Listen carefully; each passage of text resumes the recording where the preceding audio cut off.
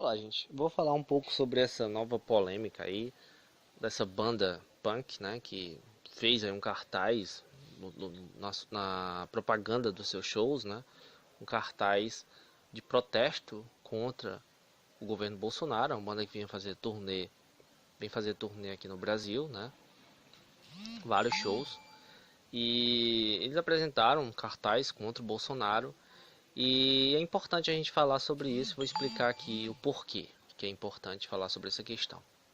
Bem, para a gente falar, para a gente entender melhor isso, a gente tem que entender o contexto do que é o movimento punk, né? Do que é ser punk. Punk não é simplesmente um estilo musical.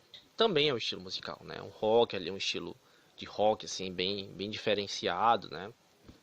Ali surgiu ali mais ou menos meados da década de 60, década de 70 ali.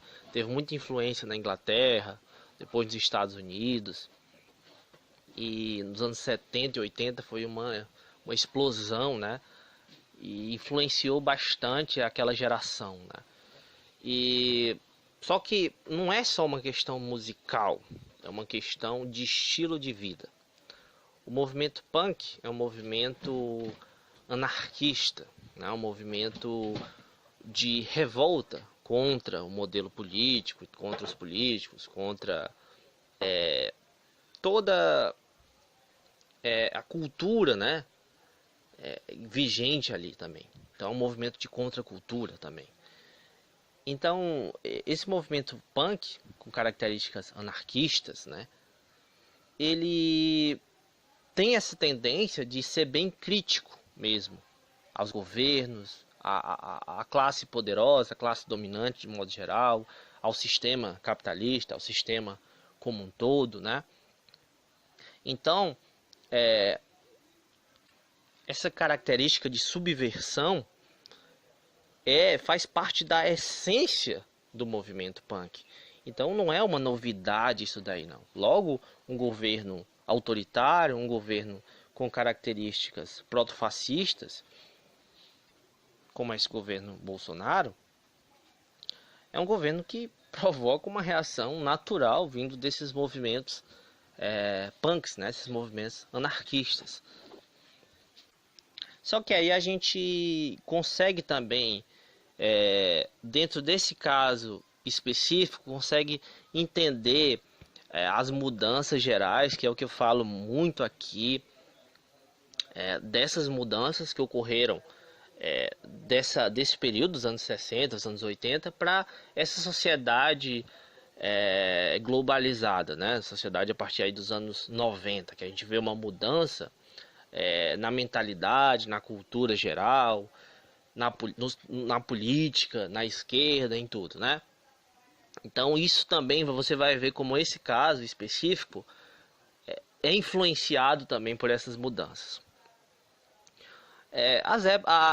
As bandas punks desses anos 60, 70, 80, assim como muitas bandas de rock desse período, eram bandas independentes, né? Eram bandas independentes, tinham produção independente e tudo mais, né? Essa era até uma ideia também do movimento, né? Se desvincular dessas grandes gravadoras, desse mercado da música tradicional. Mas o que se observa na maioria dessas bandas atuais é que essas bandas, na verdade, elas estão muito atreladas a esses grandes grupos empresariais, né? Essas grandes gravadoras, essas grandes produtoras aí. Então, claro, essas produtoras, elas pensam como qualquer empresa, o lucro acima de tudo, né? Essa é a ideologia capitalista, né? Onde o lucro ele está acima de qualquer coisa. Então não tem essa questão ideológica. Então ela constrata, ela se contradiz com a ideia punk, as ideias anarquistas, né? Então é bem difícil a gente acreditar que uma grande banda de rock financiada por grandes grupos aí empresariais seja de fato uma banda punk, anarquista, com aquela ideologia que a gente tinha. E isso ficou provado agora, é demonstrado pelo menos nesse caso, quando essa banda agora volta atrás e retira esses cartazes, né? Quer dizer, por que elas fazem isso? Por uma questão financeira, né? A maioria das pessoas que vão a esses shows, né? Essa turnê aí que eles vão fazer no Brasil, são pessoas de classe alta, né? Classe média alta, ou pessoas que têm muito dinheiro, né? Então, e esse público é um público bolsonarista, né? Essa elite é uma elite, a elite do atraso, né? Tem esse pensamento elitista, né? Mesmo essa classe média alta, ela tem esse pensamento elitista. Então, eles vão se recusar aí nesses shows. Aí são shows caros. Esse outro público, esse público ideológico, anarquista, é um público muito pequeno no Brasil. Não dá para fazer grandes shows com esse público específico. É bem difícil, né?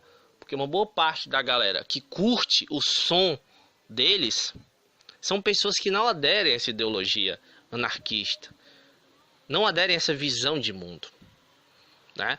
Então, essa é uma característica que a gente nota também.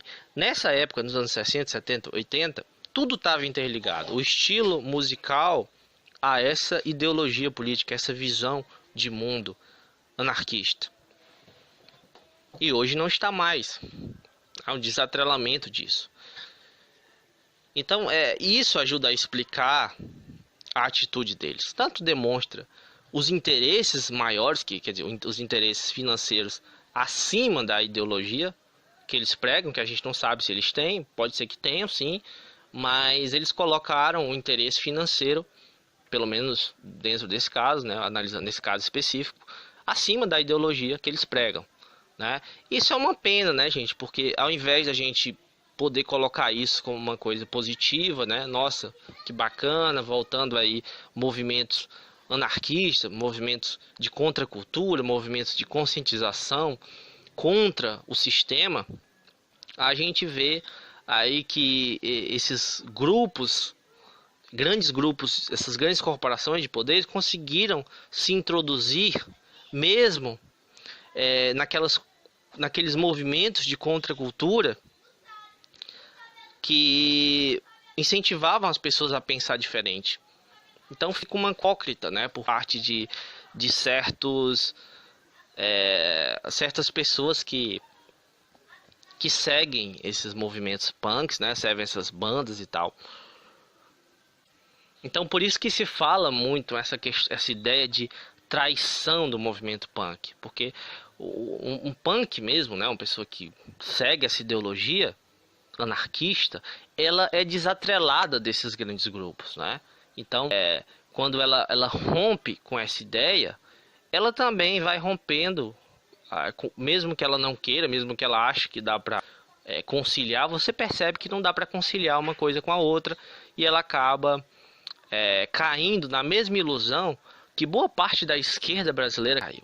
Isso também é uma demonstração daquilo que eu falo aqui muitas vezes, de algumas críticas que eu faço da esquerda, né, da nova esquerda, que seguiu essa ideia de que acredita que dá para conciliar a sua ideologia com o modelo vigente, com o modelo que a gente está. Mas não dá, porque sempre esses interesses financeiros dentro desse sistema vão estar acima dessas ideologias. Então não tem como eles conciliarem uma coisa com a outra. Ou eles são movimentos contra o sistema, ou eles fazem parte do sistema. Acho que de mudar o sistema por dentro, pelo menos analisando o que aconteceu no Brasil, e não só no Brasil, mas em vários países do mundo, a gente percebe que isso daí não dá, né?